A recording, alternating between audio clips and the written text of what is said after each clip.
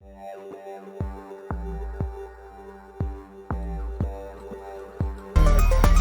far enough to justify the statement, at least, that these technical problems are not insurmountable.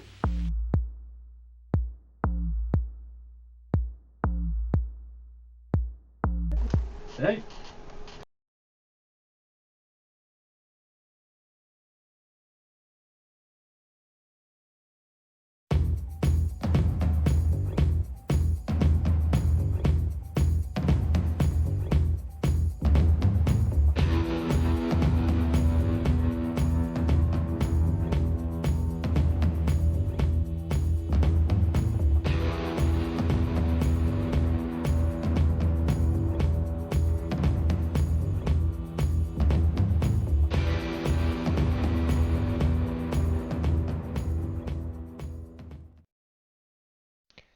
In the first matchup, we're going to see Torvapol versus Nachi in an Archon battle.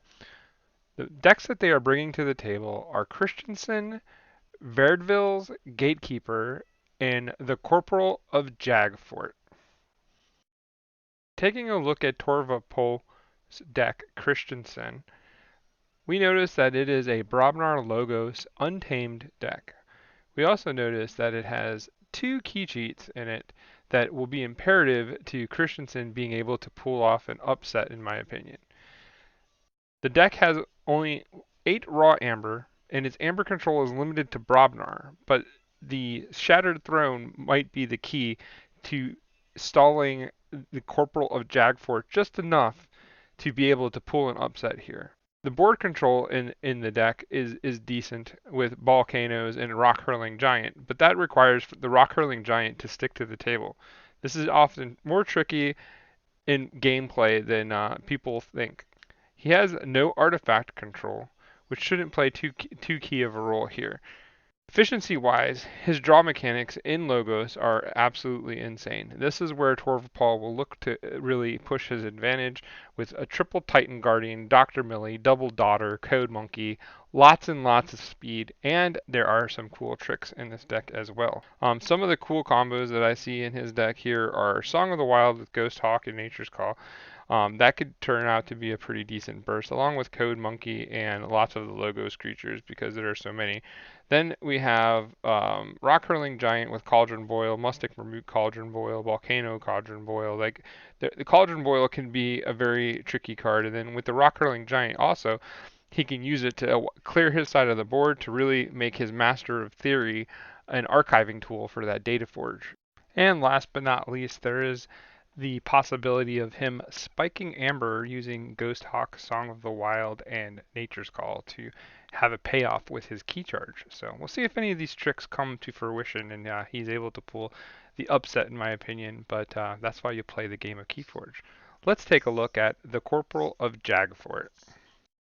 Now let's take a quick look at the Corporal of Jagfort, which is in a best of one Archon series, I think favored in this matchup. It will be being piloted by Nochi from the Hamburg Atlanteans red slot. First off, this deck has 12 raw amber, which is a pretty good number. It's basically 2 keys for free. Amber control wise, it's very thick in the idea of the shadows and dis suites, where you have Schulers, Pit Demons, Urchins, Nerve Blasts, things of that nature to really just pull back a lot of amber and do some damage and do some work. This deck seems to go at a pretty interesting tempo level. The board control in the deck is also really stout, and the idea of it is all 3 houses have like tools to work with. 3 Fates, Fear, you have Nature's Call, you have Save the Pack, Lost in the Woods, Nocturnal Maneuvers, and Untamed. And in Shadows you have Pawn Sacrifice, Poison Waves, Nerve Blasts, and Secret Needles. So there's a lot of different types of things that can be happening here as far as that goes. The Tentacus will play a small role because I do believe that the Seismo Entangler could be an important card on the other side of the board. So having Tentacus is useful here, but it's not going to get the kind of value that you really expect from Tenticus in this matchup. Artifact control, he is the only thing that the Corporal of Jagfort has for that, and it shouldn't make that big of a difference in this game, I don't think. Efficiency-wise, you see like the Library of Damn and Hidden Stash. That's all it really has. It's not really going to be moving, especially at the speed of Christensen. X factors are that it does have Chota Hazari, and the Chota Hazari has Nature's Call. He also has Mimicry ×2, and he's going to look to close the game out probably with those. So this matchup I think is favored for the Corporal of Jagfort, and we'll move on to the next set. In round 2 of this matchup, we are going to see the short adaptive match between Dan Scamodal and Julian. Julian is bringing They Who Flirts with Cleavers to the table, while Dan is bringing Jessica Nathan Shaven King. So in this matchup, we're going to first take a look at Dan Scamodal's deck, Jessica Nathan Shaven King. Its deck boasts a raw amber of 14, which is a pretty good amount to give it some speed. Amber control wise, it looks like it's playing the tax game with 2 Ed-Eyes and a bunch of Evil Eyes. Also has some Cutthroat Research action and Interdimensional Graft, so it'd be something to look out for. Board control wise, there's Unnatural Selection, Lord Invidious, there's Drain Touch, Group Think Tank, so he's across all the 3 different houses there at least. And Cauldron Boil could come into play. There's no artifact control, which isn't really a big deal because there's only a Dominator Bobble on the other side, so he should be okay not having artifact control in this deck. Efficiency wise, not the fastest, not the slowest. There's a memory chip, a little bit of Edai action with the Academy Training Daughter, but it's not going to be breaking necks. But the key factors and the cool things that are happening in this deck is that there is the key charge, there is scaling amber control and interdimensional graft, there is the board wipe with unnatural selection, and all of these things kind of play into the idea of the heart of this deck, which it looks like it's going to be Soul Snatcher and Neferu. So Soul Snatcher and Neferu, if they can stick to the table in the right kind of way, is going to be a lot of value because he also has 2 Exhumes that are going to come into play in recycling some of these creatures as he brings them back. He brings them to the table. He's going to have ways to set up his board with a Group Think Tank to kill creatures and basically get them off the board to get value off of them. And we'll see what happens with the Poe Pixies because those could come into play as well. But again, we're bidding chains on this, so I think this is the underdog deck, but I think that the chain count will make a difference in how good this deck plays because it does have some tricks. So with that said, we're going to switch over to They Who Flirt with Cleavers being piloted by Julian, and this deck has a 11 raw amber count. It is boasting a good amount of amber control with the 2 Infernus's, Everessence Principle, 3 Pismires, a Snarette as well. And then for board control, we're seeing Savage Clash, 6 Uno, Bouncing Death Quirk, Implosions, Mark of Dis, lots of good creature type board control and stuff, which will come into play with the Soul Snatcher Neferu combo, so the interaction there will be something that they're going to have to pay attention to. There's a ton of efficiency in this deck with Lithologica. Professor Torado has 8 mutants to work off of, with none on the opposing side. Then there's Sloppy Lab Work, Eclectic Inquiry. Again, Logos doing the heavy lifting on this, but there is a little bit of speed and resurgence in the Untamed suite as well. So we'll see how that plays out with the Pismires and how the taxing and the values come out of that. With that said, there is artifact control with Reclaimed by Nature, which will be a big key piece against a Soul Snatcher and the timing of how that happens. Factors for this deck is that there are no key cheats, so there's no shortcuts to winning, but there is scaling amber control in the Everessence Principle. And there are 2 board wipes with the Skik Uno and the Savage Clash, which could be timed well with the Soul Snatcher and Neferu for value. Vault's Blessing with 8 mutants is going to be a heck of a spike in amber count, and Furnaces and Grim Reminder going to be pretty important, as well as the Pismires. So I think this deck is favored. I think I take it at 9 chains, but that's without me testing it, and these guys will come much more prepared to make a better evaluation at that. But I think 9 chains is where I want to live with this deck at maybe even go up to 12. Last and not least in this trifecta, we see Pinata bringing the Amber Sentinel of Bizarre Fancy, and Lorenzo bringing Givingston Shiver Caprice Reaver to a reversal match. So let's take a look at these decks and see how they're going to stack up for a game of reversal.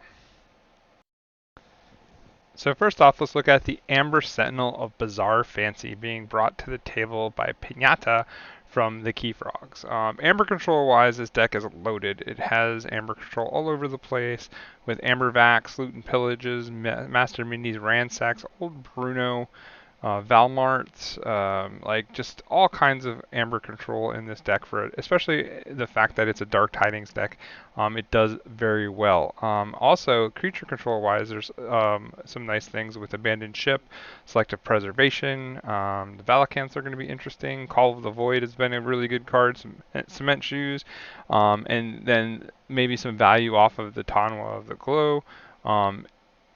Lots of interesting things that could happen here with this. Also look at the fact that there's 4 Unity or Discords with the Captain Valjergo. That could be interesting as well with the Officer Blaster Amber Vac combo. Helps kind of shift the tide better for the deck. Speed-wise, Valjergo and Tanwa are pretty much all it has. Raw Amber-wise, it only has 7. Raw Amber. So this deck is going to be a little bit slow, and I think it's going to be a bit difficult and tricky. But it's not a horrible deck. But in the state that in the idea that it is a reversal match, this is a really cool deck because I'm sure that the reps that are put in with this deck are going to make a difference for how well Pinata could play it, but giving it to your opponent with the limited knowledge and Dark Tidings and all, I think that this is a really smart deck for an event where sometimes you're going to have to give your deck away, like in this case. He'll be handing this over to Lorenzo. So with that said, let's take a look over at Lorenzo's deck. So Lorenzo is bringing Givingston Shiver Caprica Reaver, and this is a deck that he used in the KFPL and is currently sitting as the head of KFPL as the winner of last season. So here is one of the decks that he brought. And Amber Control wise, Shatterstorm, Interdimensional Graph, Shred Anguish, Cutthroat Research, lots of cool stuff there. Creature control wise, we see Unlocked Gateways, 3 Fates, Collector Worm, Soul Keeper, Shockworm, Bloodshard Imp, all kinds of good stuff just happening here in this deck. For speed, you see that there's Martian Generosities, Martian Generosity as in 1. There is Igors, there are Sloppy Labworks, there are Wild Wormholes, ZYX Researchers, Hexpeons, Proliferator is there to like just bring back stuff. Brainstem Antenna is going to move things along. Raw Amber count of 12 Amber, which is really good, and just lots and lots of things going on in this deck. This deck is well-rounded. It is very, very good. Double Exhume is going to be a factor as well with bringing back some of this Mars shenanigans.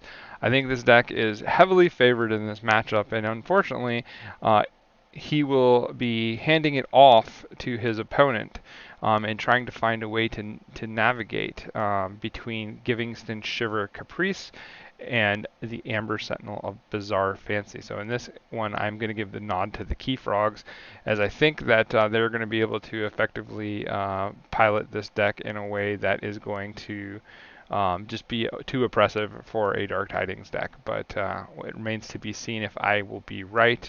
And let's get to the games. So back to Brett and Minion as you guys get to watch these guys play it out.